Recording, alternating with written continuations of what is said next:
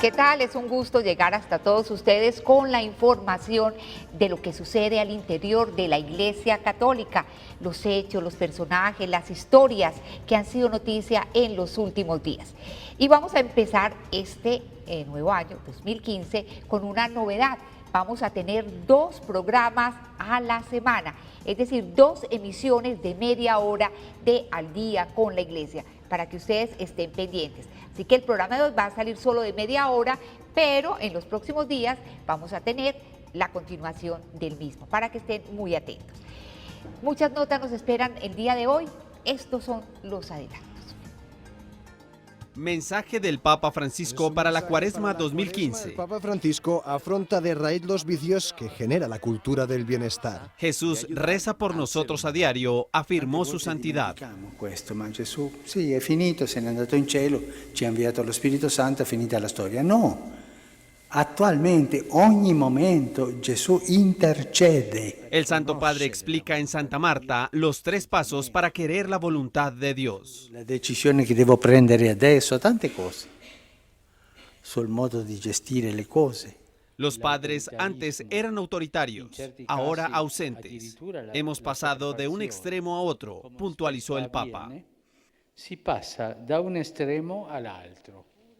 Reflexionó sobre cómo la figura del padre ausente, demasiado centrado en su trabajo, puede provocar lagunas y heridas en los hijos que pueden llegar a ser graves. ¿Qué está haciendo Francisco para frenar el islamismo radical? Los musulmanes están reflexionando. Creo que, por ejemplo, la formación del Estado Islámico ha sido un shock para el mundo musulmán. La sinagoga que han visto 2 papas y que podría visitar también su santidad Francisco. Yo estaba en uno de estos bancos. El Papa estaba sentado en la parte alta del templo, en la izquierda, en la plataforma, junto al rabino jefe Giseño. Desde España a Italia para entregar al Papa un rosario hecho por una anciana enferma. Un objeto muy especial. Un rosario que una anciana de su parroquia estuvo tejiendo durante todo un año. Padre Carlos, feliz regreso a este programa que yo sé que usted quiere mucho.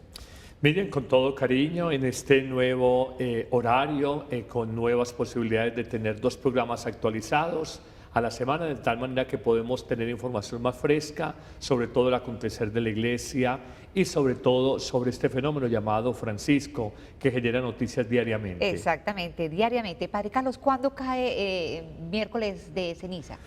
Este año iniciamos la Cuaresma con el miércoles de ceniza tempranamente, el 18 de febrero.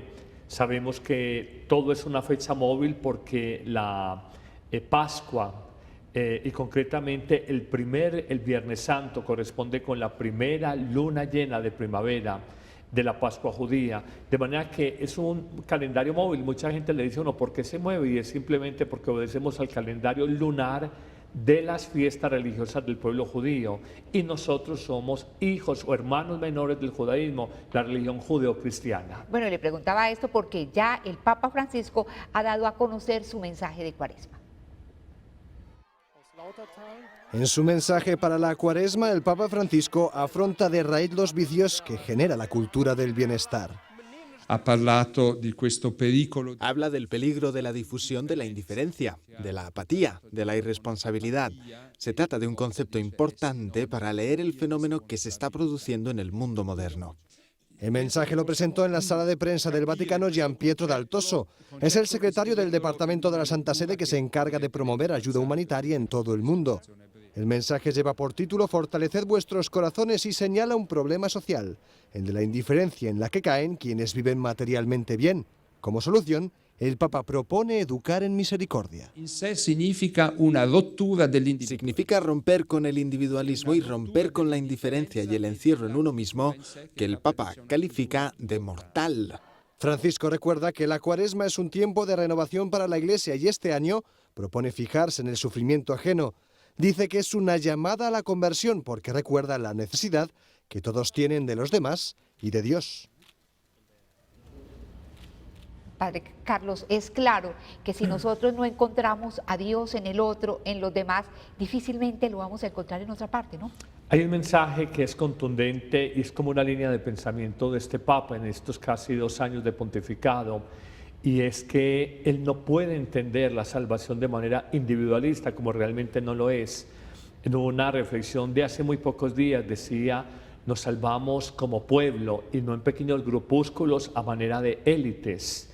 Y todo el mensaje de la Cuaresma, como muy bien lo reseñaba este informe, lucha contra la indiferencia y contra el individualismo, pero en el fondo es algo más profundo, es la indolencia, la incapacidad de sentir el dolor, el sufrimiento del otro.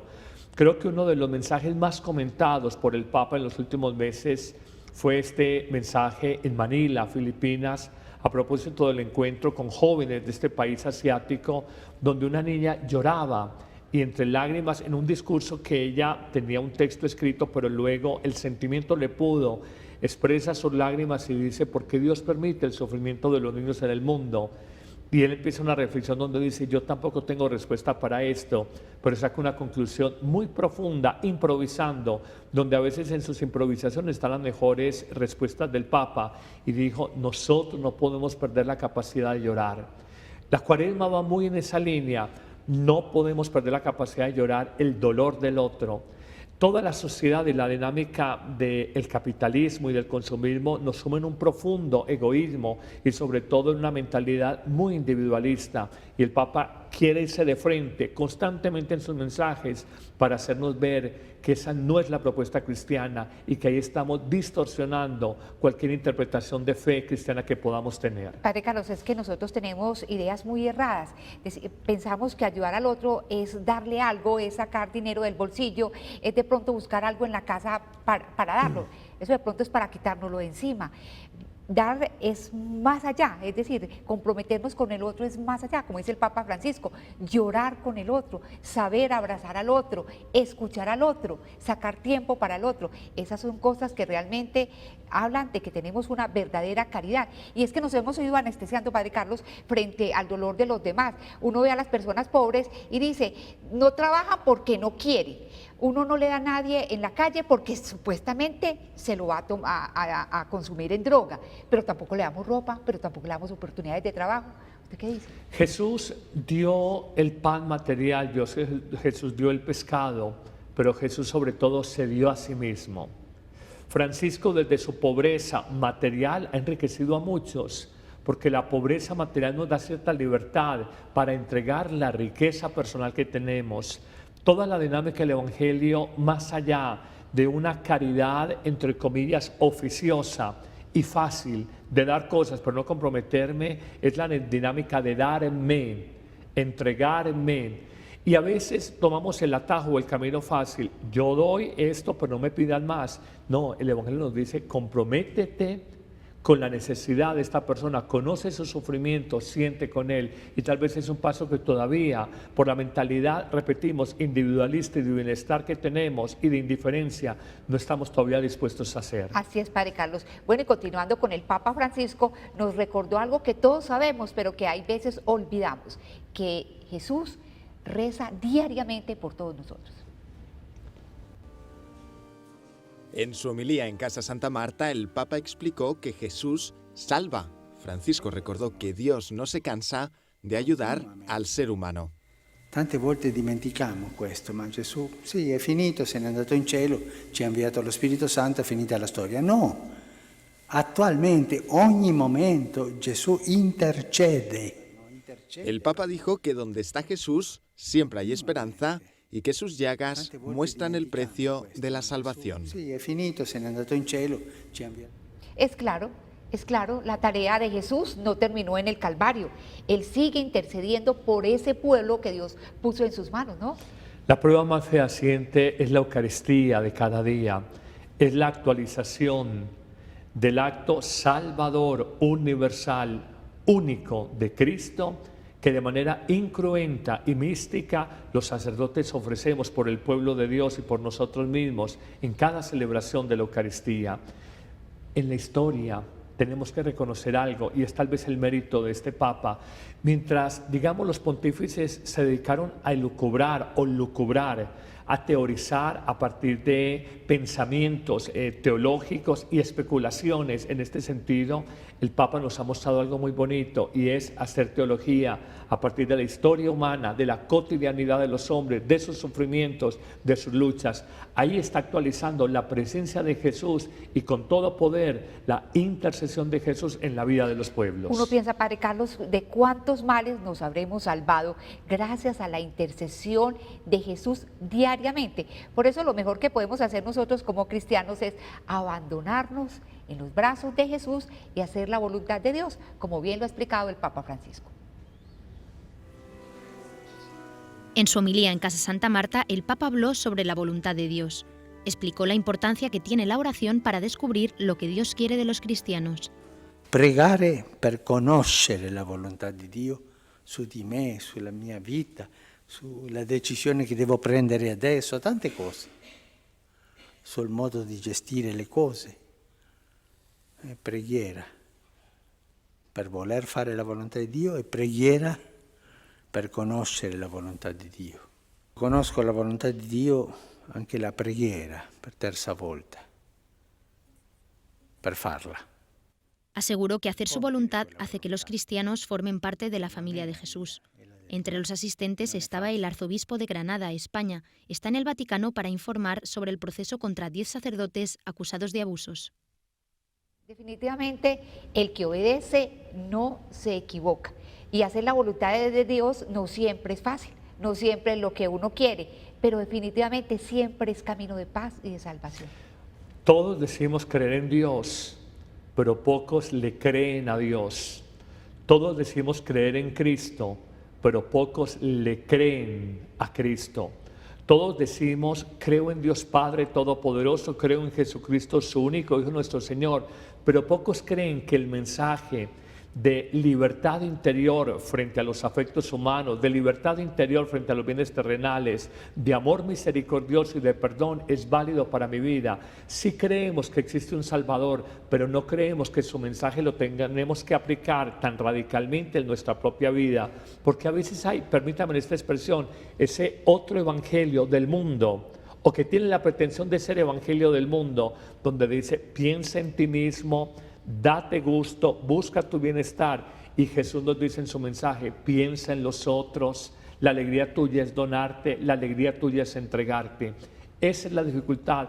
Creemos que existe Jesús, que existe Dios, creemos que envió a su Hijo Jesús, pero no le creemos al mensaje de Jesús. Así es, Padre Carlos. Bueno, este año vamos a tener la Jornada Mundial de la Familia, ¿no? Tenemos la segunda parte, tenemos el sínodo que fue en octubre del año pasado, la segunda parte del sínodo, y tenemos también el Encuentro Mundial de Familias en Filadelfia en el mes de julio, y el sínodo y la exhortación postsinodal, que es la que esperamos, me imagino que quizás para final de año, después del sínodo de octubre, que dura 3 semanas, del 4 al 25 de octubre, o quizás principio del año entrante. Con toda seguridad van a ser directrices muy importantes hacia dónde camina la familia y cómo acompañar la iglesia pastoralmente esas nuevas realidades de familia. Pues bien, pensando en la familia, el Papa Francisco hizo una reflexión.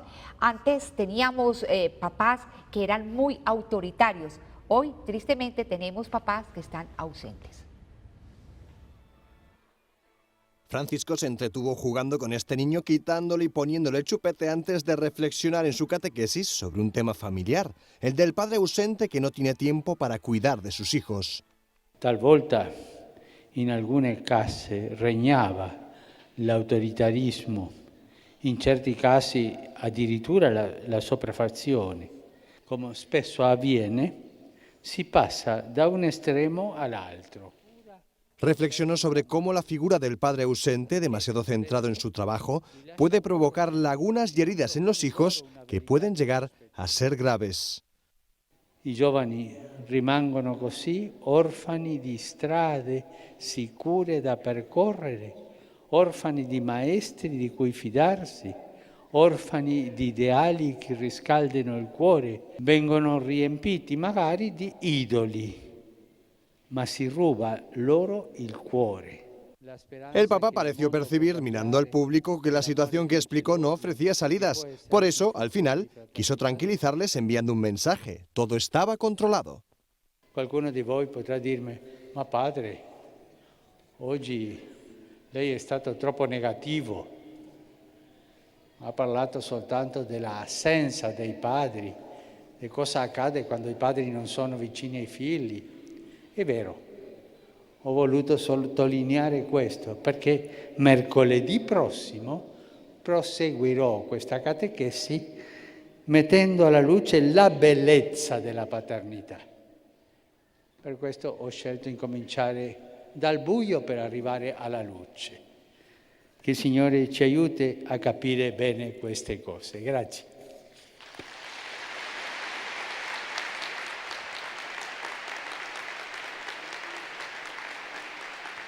La guinda final de la audiencia la pusieron estos artistas del circo que amenizaron con sus números al público y también al Papa.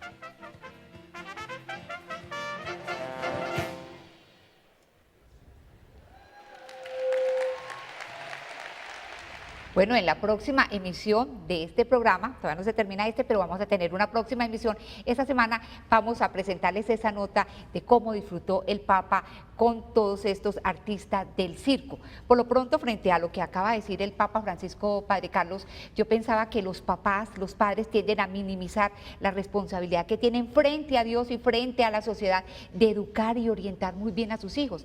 Piensan que lo único que deben hacer es mandarlos a un colegio o mandarlos a una universidad. Me llama la atención, Miriam, que cuando a uno le pide una charla en un colegio, sea con los alumnos o sea con los padres de familia, los rectores de varios colegios privados le dicen a uno o le presentan a uno esta reflexión: padre, hoy es más importante, más que hablarle a los muchachos, hablarle a los papás que asuman su responsabilidad. No vamos a hacer un juicio sobre los papás. Yo descubro que esta sociedad que hemos construido de tantas exigencias económicas, de tantas exigencias laborales, de tantas presiones, de compromisos diarios, ha hecho que los pobres, voy a utilizar ese calificativo, los pobres papás se sientan tan exigidos, tan superados por los problemas que ellos dicen: no puedo con mi peso, con mi carga existencial para poder con la carga de mis hijos. Entonces tome esta tableta, tome este smartphone, este teléfono inteligente y tengan que distraerse, el colegio, el deporte tal, porque siente que no alcanza. Ciertamente lo del Papa es sabio. Hace unos años fue la figura de un padre tal vez muy autoritativo, ahora de un padre y a veces una madre ausentes, donde puede educar a los abuelos, los tíos, a veces una empleada del servicio y en todos los casos la televisión y sobre todo Internet. De manera que es una reflexión, acompañar más a los hijos. Ellos sienten soledad y si un papá se siente sobrecargado, más un niño o un adolescente que está bombardeado, literalmente bombardeado por toda esta sobreoferta de materialismo, de consumismo y de antivalores, entonces él se descubre como en incertidumbre. Están huérfanos de verdades y de criterios ciertos que sean sabidurías para afrontar sus vidas. Mientras el mundo islámico mantiene al mundo en vilo, dada su crueldad, dada la forma tan violenta en que actúa, muchos se preguntan qué está haciendo el Papa Francisco frente al islamismo radical. El Papa Francisco intervino públicamente para frenar una acción militar americana en Siria y en privado para restablecer el diálogo entre Cuba y Estados Unidos. Ahora, uno de sus grandes retos es poner freno al extremismo islámico. O la guerra o el diálogo. Hoy la cuestión más importante para el Papa es que retomemos el diálogo. Es la única solución. Resultados probablemente los hay, aunque no tantos como querríamos. Querríamos mucho más.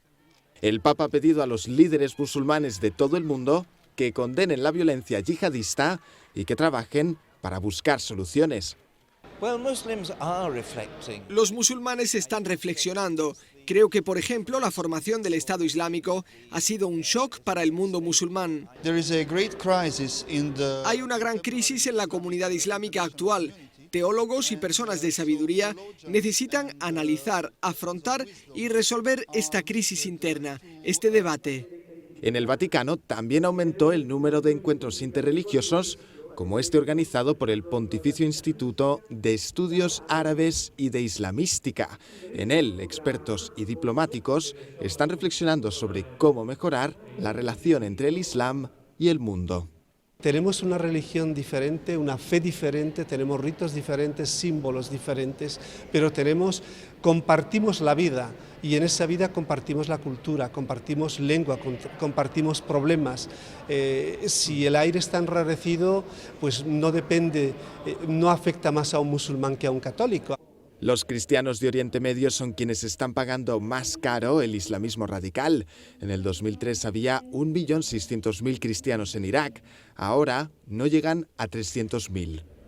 Una cosa sí es clara, el Papa Francisco no solo ora, no solo habla, seguramente está moviendo todos los resortes para frenar, digamos, todos los abusos, todas las arbitrariedades cometidas por el llamado Estado Islámico. Él es un gestor de ideas, Padre Carlos, ¿o no? Fundamentalismo los hay en todos los sectores, en las ideologías, hay gente que asume fundamentalismos, en las religiones hay miradas fundamentalistas, en los partidos políticos hay también fundamentalismos. Son los extremos que llevan a radicalizar posiciones y que pueden utilizar incluso la violencia. Yo creo que en esta construcción de buscar acercamientos tiene que haber primero un conocimiento mutuo del cristianismo frente al islamismo. No podemos acuñar y hacer rodar esa frase cliché que los medios utilizan mucho: islamistas, extremistas, radicales, salvajes, violentos, bárbaros. Digamos, grupos fundamentalistas dentro de una religión que merece también todo nuestro respeto. Como ellos, los islamistas, dirán de los cristianos, han dicho paganos, infieles, sinvergüenzas, descreídos, exhibicionistas. Cuando ven las mujeres en Occidente, no es tampoco esa mirada del cristianismo simplemente como paganismo o como infieles. Tenemos que hacer un acercamiento. Hay que vencer los resentimientos históricos también que han habido por ataques de islámicos frente a cristianos y de cristianos frente a islámicos, concretamente en el tema de cruzadas, y hay que buscar espacios de diálogo, es lo que más dice el Papa: busquemos espacios de diálogo. Bueno, Padre Carlos, vamos a despedir ahora el programa, vamos a dejar a todos los televidentes con una nota muy amable, la de una anciana que viajó hasta el Vaticano desde España para entregarle una camándula confeccionada por ella misma.